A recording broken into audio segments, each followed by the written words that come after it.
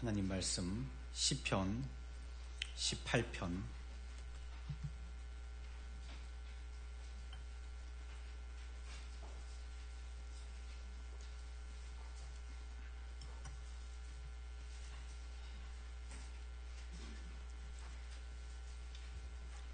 23절입니다. 구약 814쪽 시편 18편 23절.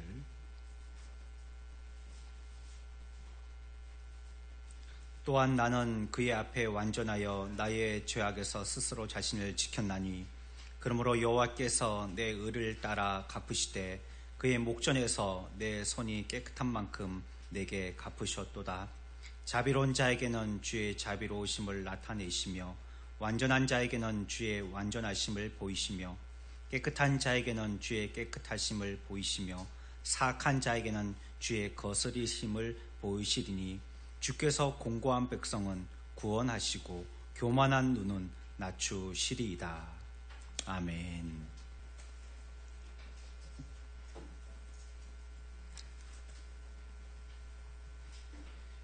중세 필사본에 등장하는 여우 사냥법 그림이 좀 특이합니다. 이 그림은요, 온몸이 붉은색으로 뒤덮인 여우가요, 혀를 옆으로 내밀고 배를 하늘로 향해 가지고 완전히 드러누워 있는 이러한 그림입니다.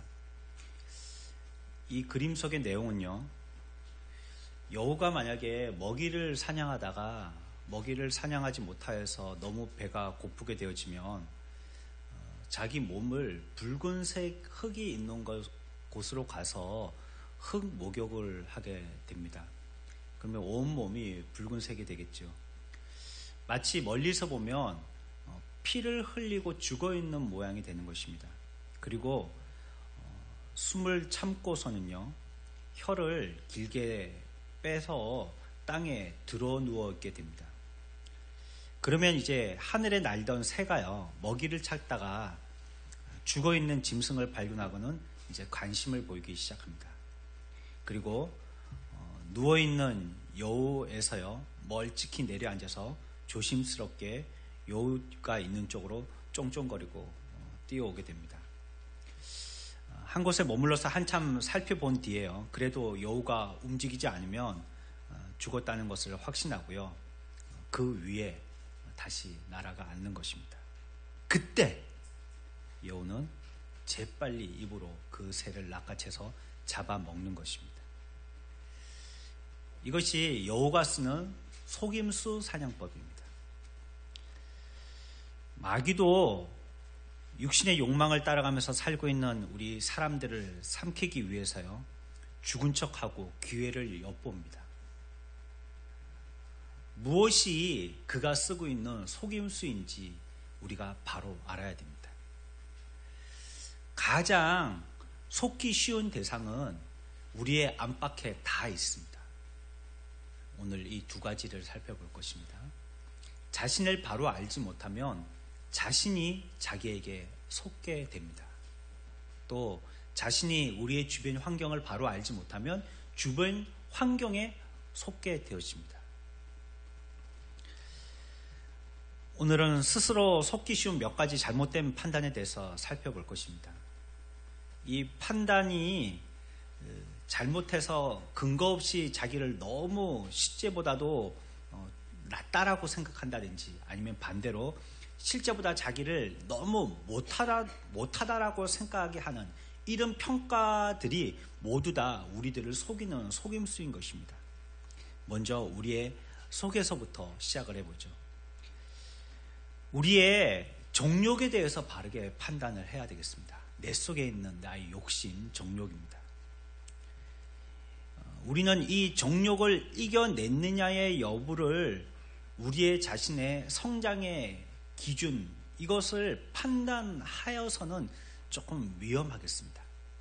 내가 이 정욕을 이겼느냐 못 이겼느냐, 그리고 이 정욕이 나에게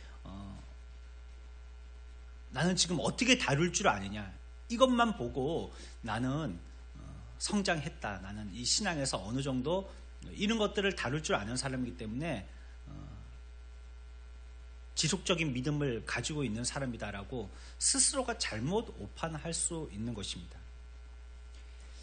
결론을 먼저 말씀드린다면 자신의 성장에 대해서요 판단하는 가장 확실한 방법은요, 내가 내 마음속에 품고 있는 이 죄에 대해서 이것을 어떻게 다루느냐는 것입니다. 이것이 그 사람의 신앙의 성장을 판단할 수 있는 기준이 되는 것이에요. 이 정욕의 작은 부분이 아니라요, 내 속에 있는 이 욕심의 작은 부분뿐만이 아니라 이 총체적인 죄에 대해서 내가 이 죄를 어떻게 다루느냐는 것입니다. 다윗은 시편 오늘 읽었던 18편 23절에서요.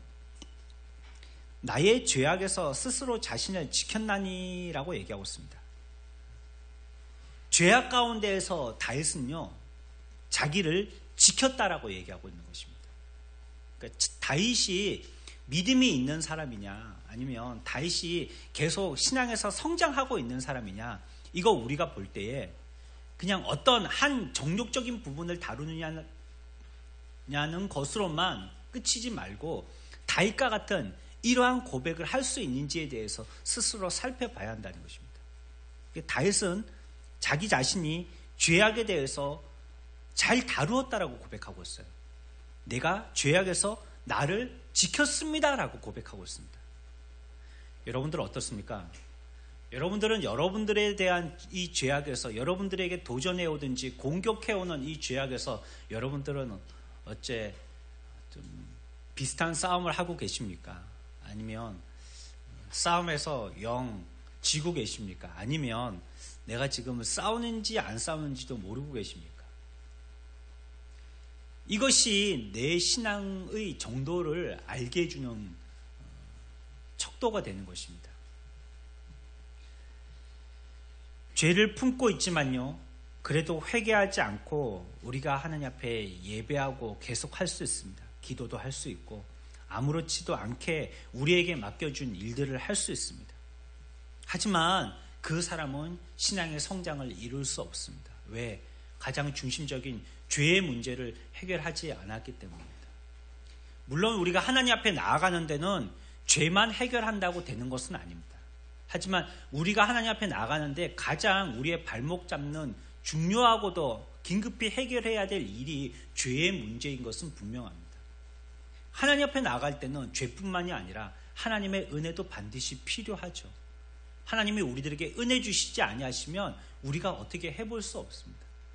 내가 내 의지로 그러면 죄 하나도 안 지으면 되잖아요. 골방에 혼자 앉아가지고 평생을 득도하는 사람처럼 벽만 보고 앉아있으면 죄 안 짓잖아요. 그러면 내가 내 신앙에 성장하고 믿음이 있는 사람인가요?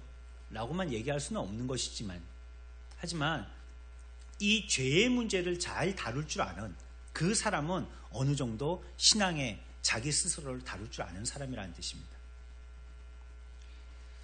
또한 죄의 마음이 들 때요, 그 유혹을 이겨내지 못하고요, 번번이 그 죄에 대해서 넘어진다면 그 사람은 신앙의 힘이 어느 정도 더 필요한 사람입니다. 사람은 다 사정이 다릅니다. 다 똑같지 않습니다.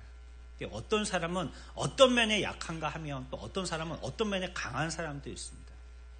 근데 이것이 예전에 약하였던 것이 지금 또 약한 것이고, 예전에 강한 것이 지금 또 그냥 그 모양으로 계속 있고, 이렇게 변화없는 신앙은 안 되는 것입니다. 여러분들이 과거에 2017년에 11월까지의 약하였던 모습이 이제 2018년 1월에 들어오면서는 여러분들의 강함으로 변화돼야 되는 거예요. 어떤 분은 그래서 다른 거는 다 강해요. A도 강하고 B도 강하고 C도 강한데 딱 뒤에 가면은 이거는 아무 힘을 못 쓰시는 분이 계세요. 이거는 뭐 누가 도와주고 뒤에 가서 또 한번 말씀드리겠지만 도와주고 어쩌고 할 수가 없어요. ABC까지는 그냥 콧노래 부르면서 넉넉히 이겨요. 근데 뒤에 가면 딱 져요. 마귀는 그거 알아요. 우리도 사람을 한 10년 이렇게 상대하다 보면 그 사람이 어떤 사람인지 대충 짐작을 하는데 왜 영인 마귀가 모르겠어요. 여러분들의 약점을 정말 귀신처럼 압니다. 이게 무엇이 여러분들을 꼼짝달싹 못하게 하는 건지, 여러분들이 약점이 무엇인지 마귀는 알고 있습니다. 그래서 그거 계속 건드리는 것입니다. 그렇기 때문에 우리가 이 죄를 바르게 다룰 줄 모른다면 절대 실력자 될 수 없습니다. 뭐 운동하는 선수가 기술만 갖고 있다고 운동할 수 있나요? 체력도 있어야 되고, 뭐 기술도 있어야 되겠고, 또 뭐 보는 시야도 있어야 되겠고, 또 지혜도 있어야 되겠고, 그래야지 또 뭐 어떤 데는 내가 이기겠다는 뭐 투지라든지 이런 것도 있어야지 다 이기겠죠. 그 부분 중에서 한 가지가 약하면요, 싸움에서 그 경기에서 지고 마는 것입니다. 상대편 선수에게 밀리고 마는 것입니다. 한 나라를 싸움에서 전쟁해갖고 정복했다는 거는요, 어떤 조그마한 시골의 한 도시를 점령했다라고 얘기하는 게 아닙니다. 그 나라를 싸워서 우리가 우리나라 땅으로 만들었어 하는 거는 그 나라 사람들 몇 사람을 잡아서 포로 삼았다고 우리가 그 나라를 점령했다는 게 아니에요. 지나가는 찝차 대포 쏴가지고 몇 대 폭파시켰다고 우리가 이 나라를 점령했다라고 얘기하지 못한다는 거예요. 그 나라를 점령했다 하면 주요 도시를 점령했든지, 아니면 주된 전력을 갖다가 무력화시켰든지, 아니면 어떤 지역의 영토를 많이 확보했든지, 그 사람들이 전부 다 백기투항했든지, 그럴 때 그 나라를 점령했다라고 얘기하는 것입니다. 신앙에 사탄 마귀에 종되어진 우리의 삶이 계속 자극되어져서 어떤 지역적인 부분에서만 내가 신앙생활을 갖다가 잘하고 있지만 다른 한 부분에 대해서는 여전히 사탄 마귀에게 계속 충동당하고 있다면 우리들은 아직 이 땅을 완전히 점령한 건 아닌 것이에요. 싸워서 이긴 게 아니고요, 여전히 우리들은 싸우고 있는 것입니다.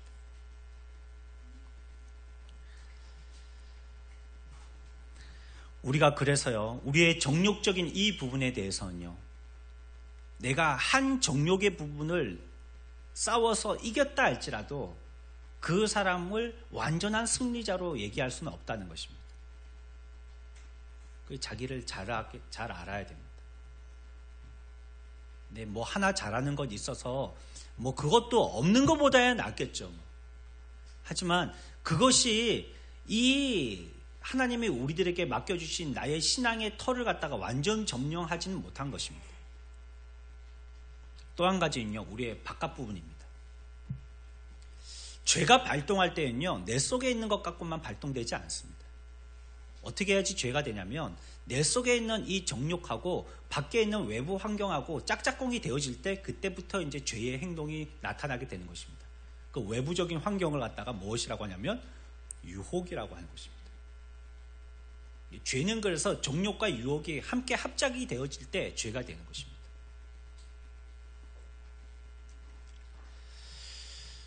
우리나라가 지금 정전 상황이죠. 전쟁을 잠시 쉬고 있다는 뜻입니다. 전쟁이 끝난 게 아닙니다. 김정은은 계속해서 핵으로 위협하고 있고요. 이런 경우에 우리나라의 국방력이 과연 어느 정도인가? 가늠하기란 쉽지 않습니다. 연일 우리나라 상공에 뭐 미국 전투기, 폭격기, 뭐 또 뭐 무슨 전력 자산 이래가지고 하여튼 최신 무기들이 우리나라 땅에 다 들어와 있고, 뭐 항공모함이 어느 때는 뭐 3대나 한꺼번에 들어와 있고, 뭐 이런 걸 얘기해서 우리가 와 굉장히 국방력이 강하구나라고 생각해 볼 수 있지만 그거 그렇게 쉬운 계산이 아닌 겁니다. 주변 나라들과의 관계라든지 또 미국과 유엔 뭐 이런 나라들, 이러한 여러 단체들에서 우리를 지원하고 지지하고 있기 때문에 우리의 국방이 탄탄해 보이지만 정말로 다 배제하고요, 우리나라 대한민국 깃발을 단 그러한 국방력은 과연 어느 정도인지는 이걸 한번 헤아려 보는 것은 좀 어려운 것 같아요. 과연 어느 선까지를 우리나라 국방력으로 쳐야 되는지 이게 좀 힘든 부분이기 때문에 그렇습니다. 알기 어려운 부분이기 때문에 그렇습니다. 어린 성도들도요, 하나님 앞에 간구할 때에 이제 나와서 믿기 시작하는 사람임에도 불구하고 오랫동안 믿은 사람들보다 성령의 역사하심을 더 강하게 느껴서 그 위기를 승리로 이끄는 사람이 있습니다.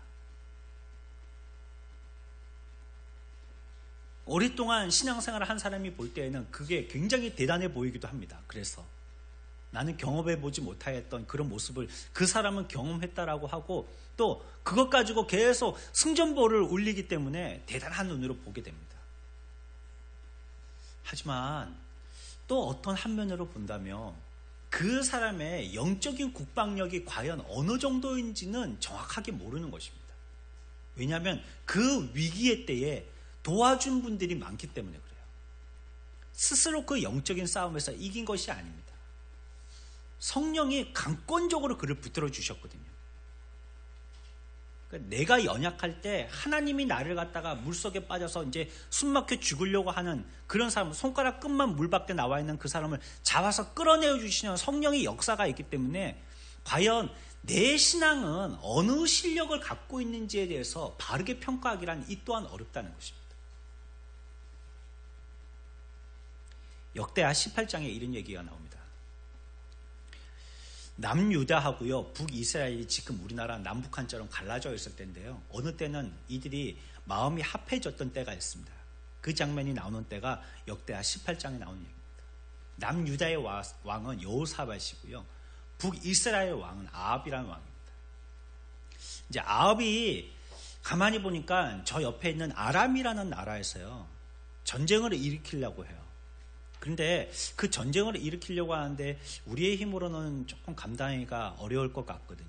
그래서 남유다 여호사밧 왕에게 협력해서 전쟁을 좀 같이 하자고, 우리를 좀 도와서 같이 좀 전쟁을 치러보자고 얘기합니다. 여호사밧은요 바로 예스 사인 보내지 않습니다. 우리 한번 그러면 이 전쟁을 하는 것이 하나님이 원하시는 것인지 아닌지 물어보자라고 일단 숨고르기를 해요.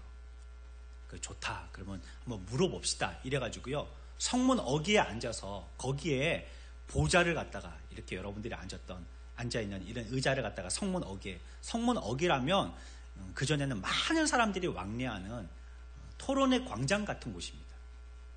그곳에 왕의 의자를 갖다 놓고요. 왕 둘이 딱 앉아가지고 모든 선지자들을 다 부른 것이에요. 그래서 이 선지자들은 하나님의 말씀을 대언하는 사람들이니까 뭐라고 하는지 한번 들어보자. 그래가지고 그 사람들이 하는 말을 가지고 하나님의 뜻으로 결정하고 여기를 전쟁을 하든지 아니면 전쟁을 하지 말든지 결정하자 한 것입니다.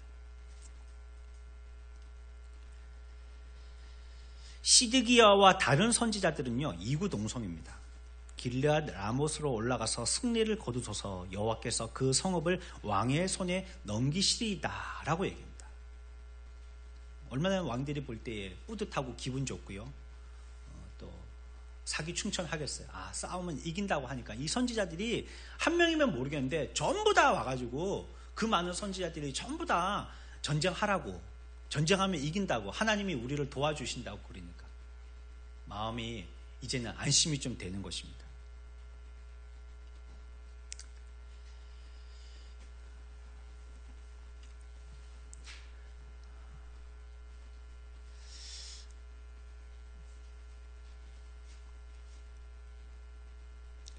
그 선지자들 가운데에서 미가야 선지자라는 선지자가 있었는데요. 미가야 선지자를 부르러 간 신하가요 미가야에게 살짝 언지를 줍니다. 다른 선지자들이 뭐라고 얘기했는지 힌트를 주는 거죠. 다른 선지자들이 그렇게 말씀했으니까 미가야 선지자 당신 또 다 된 밥에 콧바트리지 마시고 그렇다라고 얘기하시면 됩니다. 쉽게 그냥 그렇다라고 얘기하시면 됩니다. 이렇게 얘기를 해요. 그러니까 미가야가 뭐라고 했냐면 14절에서요 내 하나님께서 말씀하시는 것 곧 그것을 내가 말하리라 라고 얘기했어요. 나는 내 마음대로 말하지 않고 하나님이 내게 말을 넣어주시면 내가 그 말을 하겠다라고 얘기했어요. 그리고는 왕 앞에 갔습니다. 왕 앞에 가서는 뭐라고 했냐면 올라가서 승리를 거두소서. 이게 무슨 말이냐면 전쟁하십시오라는 말입니다. 한데 이 말은 사실 조롱하는 말입니다. 싸워 이겨보세요 한번. 이렇게 얘기한 겁니다. 싸워서 이기십시오. 정말 승리하실 겁니다. 이게 진지한 대답이 아니라 그래 한번 싸워서 이겨보세요 한번. 이길 수 있으면 한번 이겨보세요. 이렇게 얘기한 겁니다. 왕은 화가 났어요. 여기에 대해서 미가야 선지자들은요, 이제는 바른 예언을 하게 됩니다. 16절에 가서는요, 그가 이르되 내가 보니 온 이스라엘이 목자 없는 양같이 산에 흩어졌는데 여호와의 말씀이 이 무리가 주인이 없으니 각각 평안히 자기들의 집으로 돌아갈 것이니이다 하셨나이다 하는지라. 이 말은 무슨 말입니까? 이 전쟁에서 백성들이요, 왕이 얻게 된다는 말이에요. 왕을 잃게 된다는 말입니다. 그리고 모두 다 전쟁에 져가지고 패전병이 돼서 거짓골로 자기들 집으로 다 흩어지게 된다는 말입니다. 미가야 선지자는 하나님이 내 입에 넣어주신 말은 이러한 예언입니다 라고 왕 앞에 얘기하게 됩니다. 아합이 그래서 여호사밧 왕에게 이렇게 얘기합니다. 내가 진작에 얘기했지 않습니까? 다른 선지자들은 모르는데 저 미가야라는 선지자들은 꼭 뭘 얘기해도 나쁜 소리만 해요. 복 받아라, 은혜 받아라, 충만해라 이런 얘기는 당최 안 하고요. 맨날 우리들 나쁜 것만 꼬집어서 얘기를 해요. 그 내가 애초에 저 사람 부르지 말자고 했잖아요. 이렇게 얘기합니다.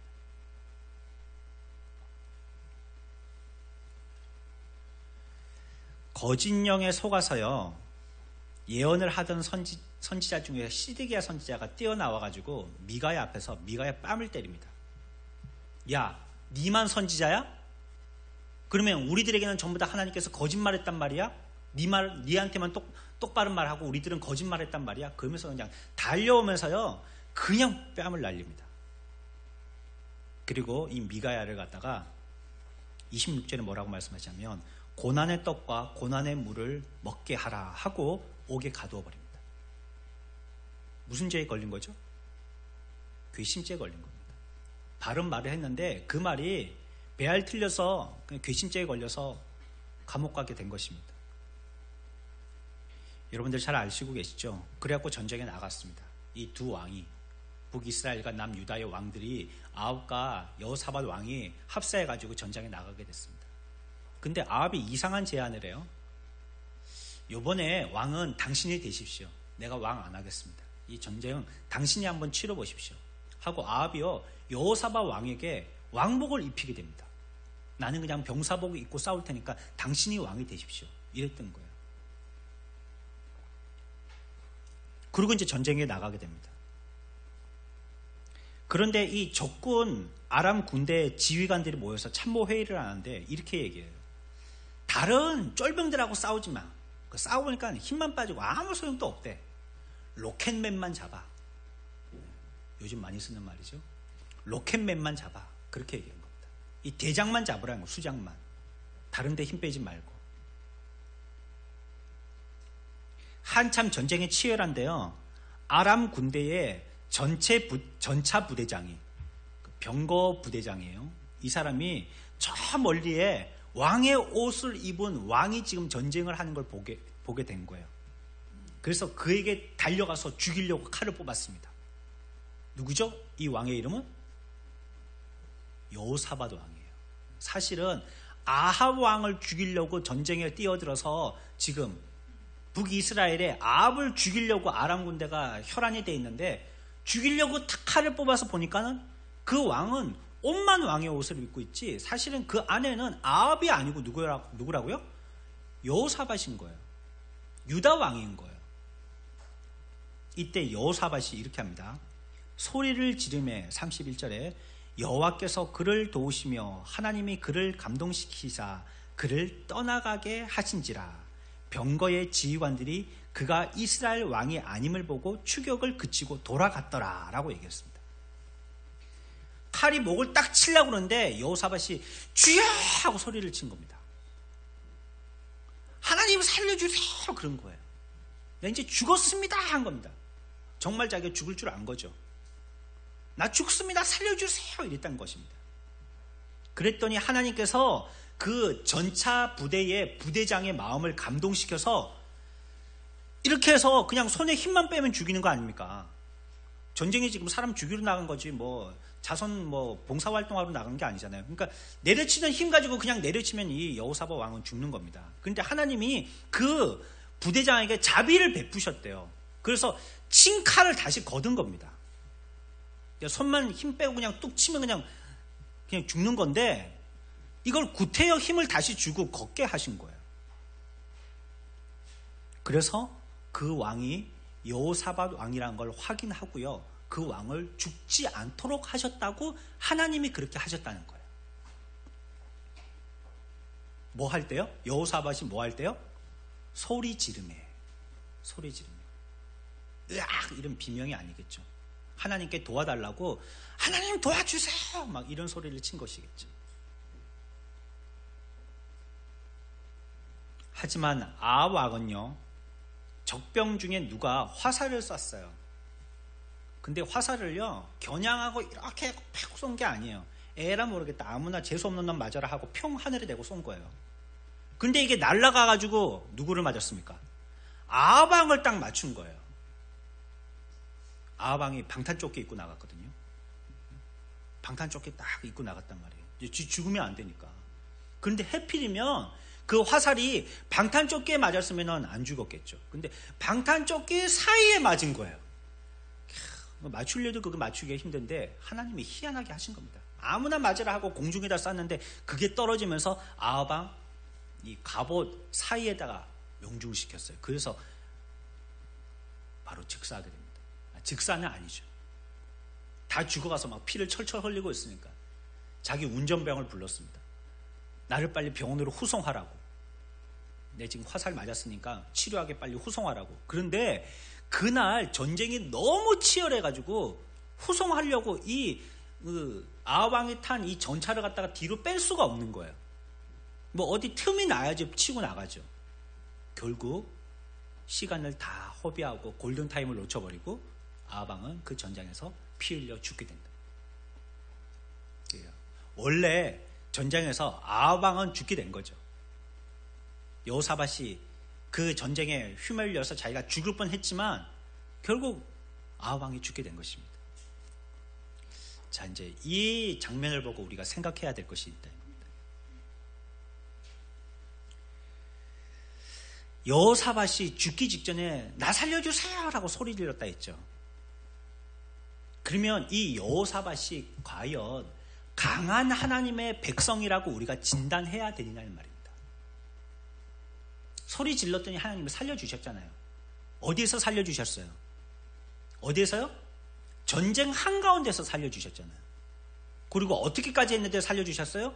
목에 칼이 들어왔는데 거두시면서까지 살려주셨잖아요. 이거 대단한 겁니다.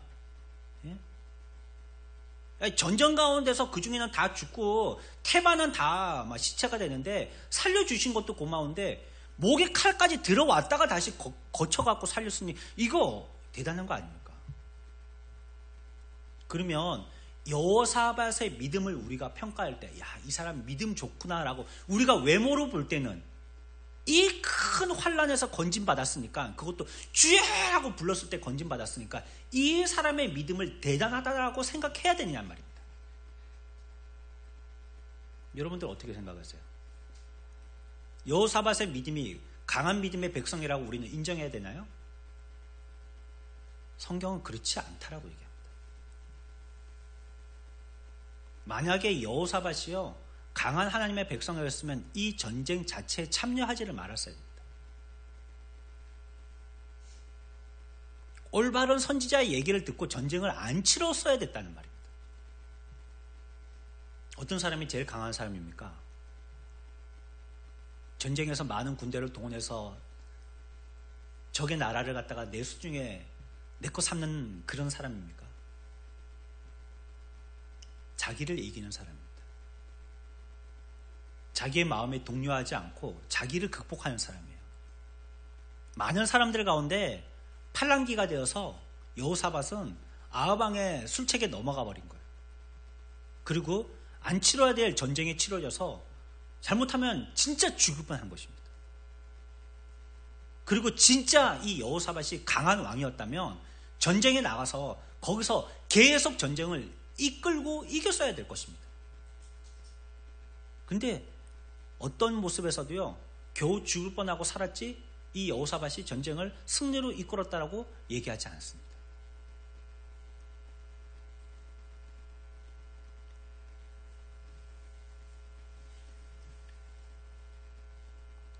아무리 병세가 심해서 죽음에 임박한 사람이라 할지라도요, 마지막 한순간에는 자기의 온 기력을 동원해서요, 건강한 것처럼 보일 때가 있습니다. 그런데 이미 가족을 잃어버린 유족들은 그때 우리 가족이 회복하는 줄 알았다는 거예요. 그래서 그때 이제 의사 선생님은 얼마 안 남았다고 와서 인사하고 마지막 얼굴 보라고 그랬는데 너무 좋아져가지고 이제 회복하구나 하고 마음에 안심하고 집으로 오는 길에 전화가 온 것입니다. 돌아가셨다고. 이런 일 많이 봅니다. 그러니까 아무리 힘 약한 사람이라 할지라도 마지막에는 힘을 한번 불끈 내는 것입니다. 그러면 우리는 그 사람을 보고 건강한 사람이구나 라고 평가해야 되느냐 말입니다.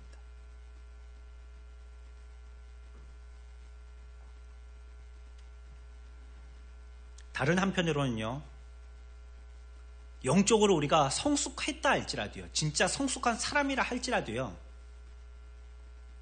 우리에게 부패성이 있어서요, 어떤 상황 가운데에서 우리가 우리의 영적인 실력을 발휘 못하고 어린아이처럼 무능력해질 때도 있습니다. 그러면 또한 우리들은 그 사람을 볼 때 저 사람은 무능력한 사람이구나, 믿음 없는 사람이구나, 이렇게 평가해야 되느냐 말이죠.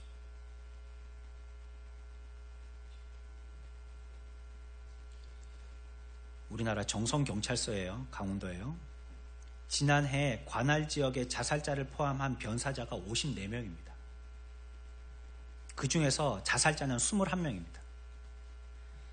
그러니까 지난해 전국의 변사자나 자살자 수의 평균에 이 정선 지역은요 2배가 넘는 거예요.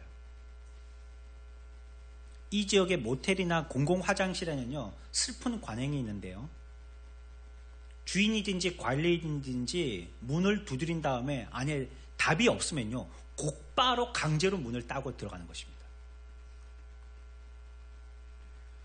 국정감사 자료에 의하면요, 강원랜드에 1년에 100일 이상 드나드는 사람은요 매년 2,000명이나 된다는 거예요.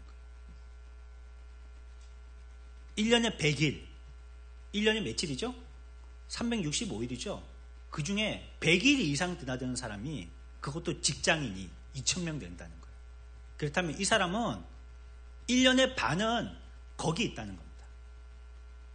그렇다면 일주일에 2, 3일은 거기 있다는 뜻이에요. 이런 사람들을 뭐라고 부르냐면 랜드 출퇴근족이라고 부릅니다. 강원랜드 왔다 갔다 하는 사람, 랜드 출퇴근족이라고 부른대요. 그리고 이 사람들의 대부분은요 도숙자, 도박 노숙자이라고 부른답니다. 강원랜드를 출입하는 한도가요 2달 연속으로 한 달에 15일씩 이상 2달 연속으로 채워지든지 하면, 본인이 요청하든지 가족이 요청하면 카지노 출입을 제한시킬 수가 있습니다. 근데 지난해 9,000명이 여기 명단에 등록되었습니다. 새롭게 등록된 사람이 9,000명. 그러니까 한 달에 15일 이상 강원랜드를 2달 이상 계속 드나든 사람이 9,000명이나 됐다는 겁니다. 그런데 더 안타까운 것은요, 정선군 일대에 이들을 노리는 하이에나가 있다는 거예요. 뭐냐면 사설 도박장입니다. 카지노에 갈 수 없는 사람이 있죠. 이렇게 커트제에 딱 걸리는 사람들, 이제 다 털어먹어가지고 당신은 이제 중독되니까 안 된다고, 더 이상 오시면 안 된다고 제한시킨 사람들. 이 사람이 이제 이 중독증을 해결을 못하니까 강원랜드에서 해결 못하는 걸 사설 도박장에서 해결하려고 하는 것입니다. 카지노보다도 화끈한 판을 원하는 사람들이 가정이나 허름한 사무실에서 잃은 돈을 되찾을 수 있다는 환상에 잠겨서요 도박을 하는 것입니다.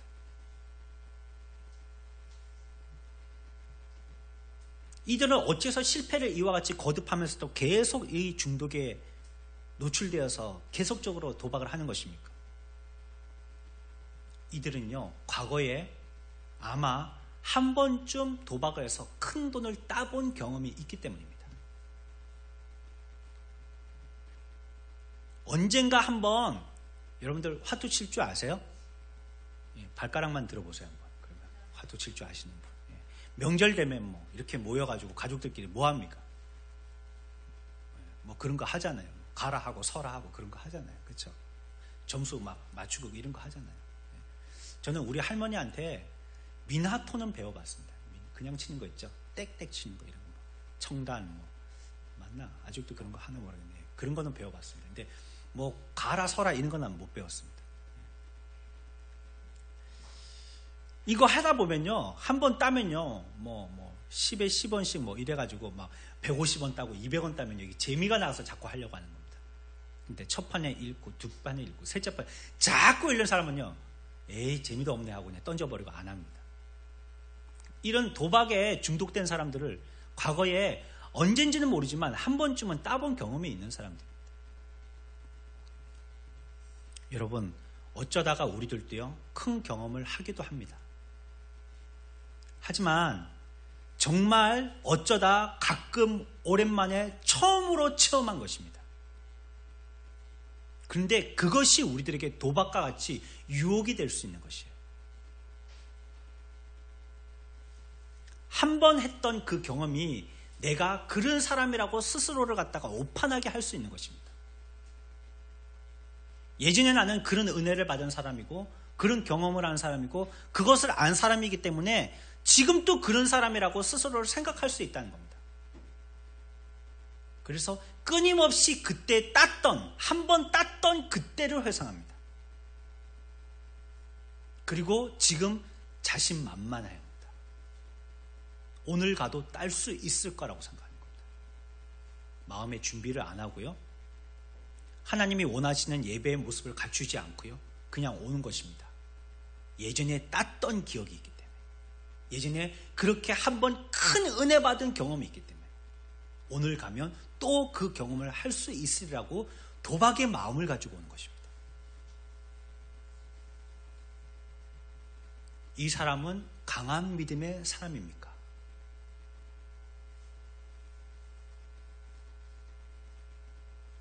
이 사람의 믿음은 과거에 한 번 은혜 받았던 그때처럼 지금 또 유지되어서 강한 믿음을 갖고 있는 사람이냐는 거예요.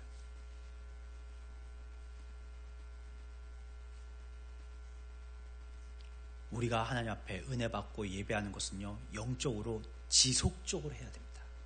그 사람이 강한 사람입니다. 아니, 어떤 아이가 엄마한테 분유를 먹는데 한 번은 그냥 한 통을 먹고 그 다음 끼 점심 때는 2통을 먹고 저녁 때는 막 젖병을 3통을 먹고 엄청 먹네. 막 어떤 아이들은 막 젖꼭지를 빠는데요, 젖꼭지 그냥 목에 넘어갈 것 같아. 얼마나 쭉쭉쭉쭉 빠는지. 그래서 엄마가 뭐 2손 갖고 잡아 당기잖아요. 목구멍이 넘어갈까 봐, 그 젖꼭지가. 아이들 빨 때 세게 빱니다. 쪽쪽 소리 나게 빱니다. 그런데 그 다음날 보니까 이 아이가 한 끼도 안 먹는 거예요. 하루 종일 안 먹는 거예요. 그래갖고 일주일이 지났어요. 일주일 지난 다음에 또 아침에 1통, 점심에 2통, 저녁에 3통 먹었어요. 이 아이는 건강한 아이입니까? 병든 아이입니까? 예? 이 아이는 건강한 아이예요? 병든 아이예요? 이 아이는 병든 아이입니다. 건강한 아이는요, 자기의 정량을 지속적으로 먹습니다.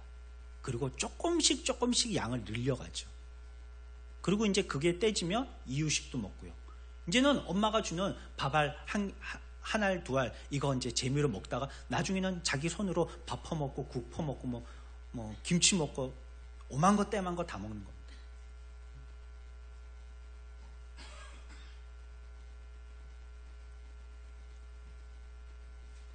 언제나 영적으로 지속적으로 예배에 참여하고요, 기도에 참여하고요, 직분을 믿음으로 감당하고요, 우리가 연약할 때 성령 하나님께 도움을 요청하며 겨우 그때 어렵게 믿음의 한 고비를 넘기고요, 힘들게 애를 썼더니 겨우 그 고비의 골목을 돌게 되었지고요. 이 사람이 건강한 사람입니다.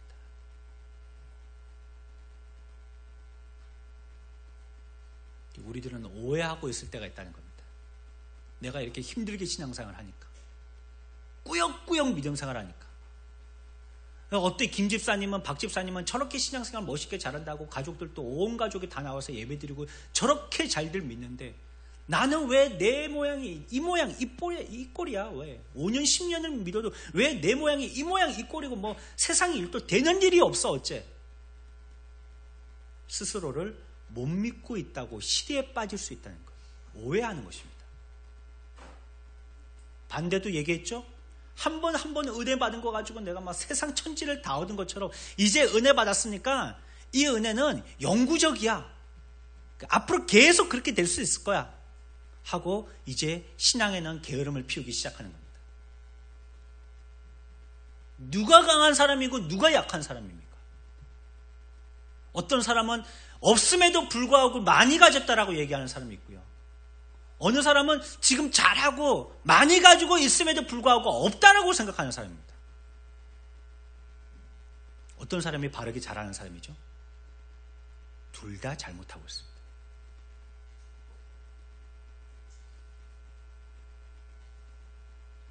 없는 게 아니에요. 약한 게 아니에요. 그 사람이 지금 바로 믿고 있는 것입니다.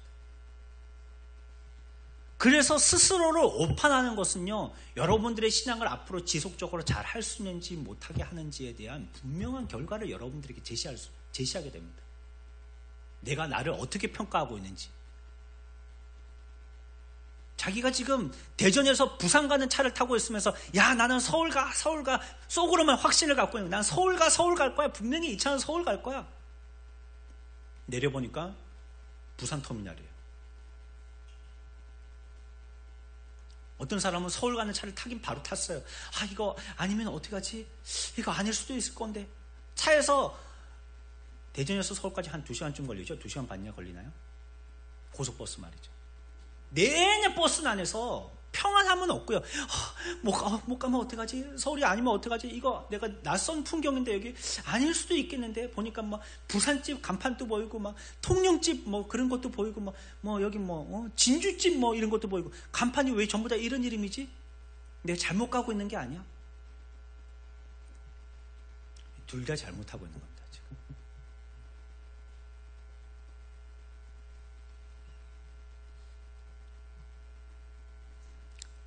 성장은 한두 가지 행위가 아닙니다. 하나의 그 사람이 지켜나가고 있는 꾸준한 그 사람의 전 인격을 보고 판단해야 하는 것입니다. 그 사람이 신실한 사람인지 아닌지를 평가할 때도 이런 기준으로 해야 되는 것입니다. 어느 때 하나 뭐 잘한 거, 저 사람은 좋은 사람이야. 속을 수 있습니다. 사기꾼들이 그렇게 사기쳐요. 여러분들에게 좋은 이미지를 갖다가 아주 임팩트하게 탁 주는 겁니다. 홀랑 넘어오도록. 사람 모르는 것입니다.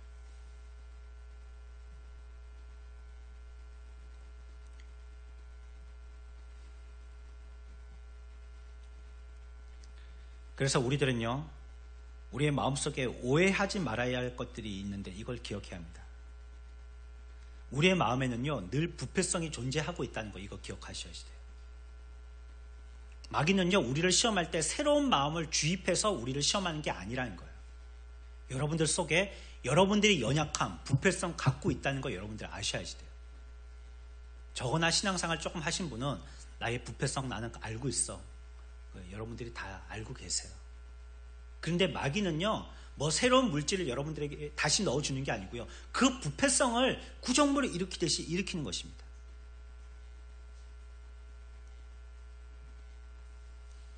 물론 물을 끓일 때도요, 새 성분이 들어가는 것이 아니라요, 물 자체가 분자 운동을 하는 겁니다. 바뀌게 되는 겁니다. 우리들도 그런 줄 알아야 돼요.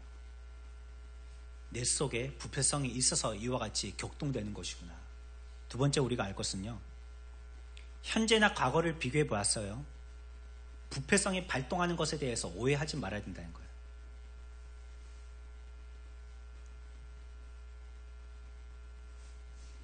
지금까지 장성한 사람이 건강해서 몸이 튼튼한 정상적인 몸을 갖고 있는 아주 우량의 몸이지만 이 사람이 병에 걸려서 약해지면 10살이나 12살보다도 못한 연약한 체질이 바뀌어질 수도 있다는 거예요.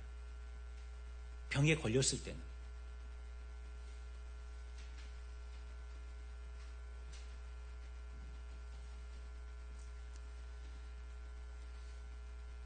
지금 그릇이 더 많은 부패성을 담고 있는 것이 아니고요. 단지 우리 마음속에 이 부패성이 어느 마음의 그릇에 금이 가서 지금 새고 있는 것입니다. 세 번째 우리가 생각해 봐야 할 것은요. 이것이 우리들을 약화시키는 걸로 생각할 수 있지만요. 반대로 우리들을 크게 하고 성장시킬 수도 있는 것입니다. 유혹이 말이죠.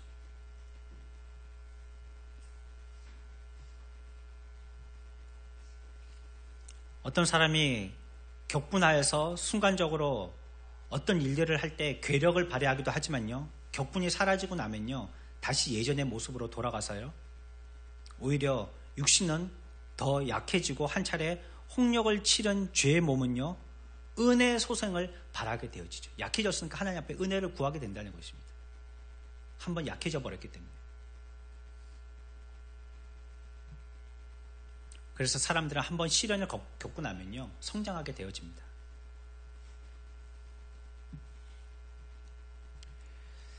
하나님은 우리들에게 고린도후서 12장 9절에요. 우리의 연약함을 통해서 그의 온전하신 능력을 드러내실 것이다 라고 말씀하고 있습니다. 우리가 그래서 연약하다고 하여서 여기에 너무 주눅들 게 없다는 것입니다. 나의 연약을 통해서 하나님의 능력을 드러내실 것이기 때문이죠. 12월 말쯤 되면 이제 여러분들이 스스로를 생각하십니다. 내가 한 해 어떤 성과들이 있었는가? 스스로 반성들을 합니다. 신앙의 성장을 이루어갔는가? 성숙을 이루어갔는가? 생각해봅니다. 이 즈음에 우리가 제대로 잘 판단해야 된다는 거예요. 자기 스스로를. 나는 진짜 내가 생각하는 대로 성숙한 사람인지 아니면 나는 아무것도 아니야. 아무것도 못하는 사람이야 라고 생각하는 것처럼 정말 나는 아무것도 못하고 성장도 이루지 못하는 사람인지 스스로에 대해서 잘 생각해야 된다는 겁니다. 이거를 바르게 생각하지 않으면 여러분들이 훨씬 더 큰 하나님의 능력과 은혜를 구해야 하면서도 불구하고 있는 줄 알고 허리띠 풀고 있을 수 있고 또 어떤 사람은 충만하게 받았음에도 불구하고 그걸 누리지 못하고 일하지 않고 꽁꽁 싸매고 있을 수도 있는 것입니다. 하나님이 우리들에게 감동 주시고 또 역사하셔서 내 마음의 뜨거움을 가지고 하나님 앞에 일하는 것도 중요하지만요. 내가 내 자신을 바르게 평가하지 못하면 판단하지 못한다면요. 그런 것들도 시간이 지나면 아무것도 되지 못합니다.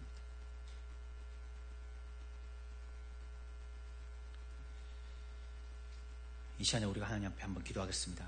하나님께 우리에게 주신 은혜들을 우리가 잘 헤아려서 우리가 이 은혜를 지속적으로 계속 이루어가는 자, 또 받는 은혜를 더 받아갈 수 있는 사람, 또 우리의 부족이 있다면 이 부족한 것을 하나님께 아뢰어서 하나님을 통하여서 다시 채워질 수 있는 사람이 되는 사람, 이런 사람 되게 달라고.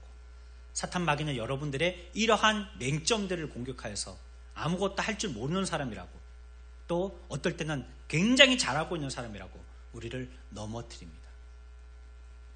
하나님 앞에 은혜를 구해서 자기를 알고 하나님 앞에 바른 믿음 생활 사는 우리가 되게 달라고 함께 기도하겠습니다. 기도합시다. 하나님 말씀